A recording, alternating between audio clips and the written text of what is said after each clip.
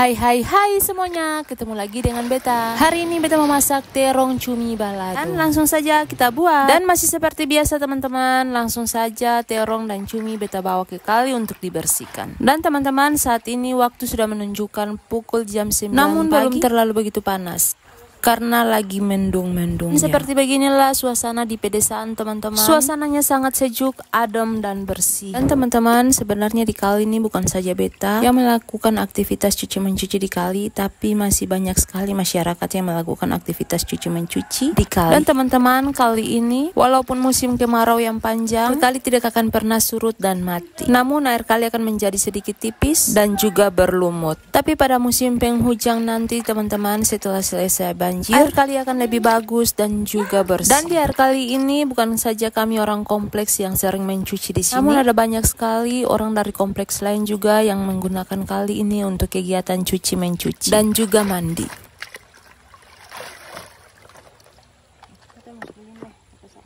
Dan singkat cerita teman-teman, cuminya sudah dibersihkan beserta terong, saatnya pulang. Sampai di rumah tak perlu waktu lama teman-teman. Setelah cumi dan terongnya Beta bilas dengan air bersih, lanjut Beta panaskan wajan, tambahkan minyak, kemudian Beta goreng terong. Dan setelah beberapa menit akhirnya terong pun masak, saatnya diangkat, kemudian Beta sisihkan sebentar. Lanjut di sini Beta mau goreng cumi juga teman-teman. Sebelum goreng Beta taburkan sedikit tepung ke dalam minyak yang sudah dipanaskan. Barulah semua cumi dimasukkan ke dalam penggoreng. Satset.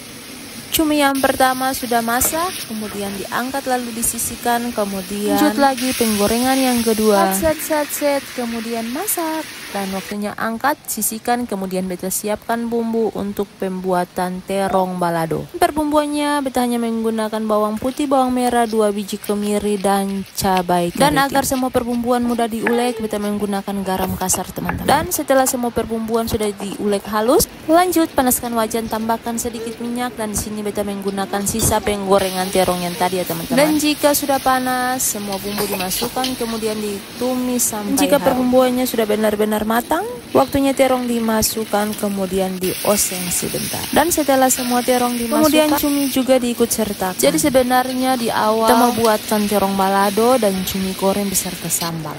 Tapi di pertengahan pembuatan, Pak Su dan juga anak-anak sarankan untuk cumi diikut sertakan masuk bersama dengan terong. Dan akhirnya menjadi terong cumi balado. Akhirnya terong cumi balado sudah masak. Setelah itu diangkat, kemudian dituang ke dalam mangkok dan disajikan. Dan tada, ini hasilnya teman-teman.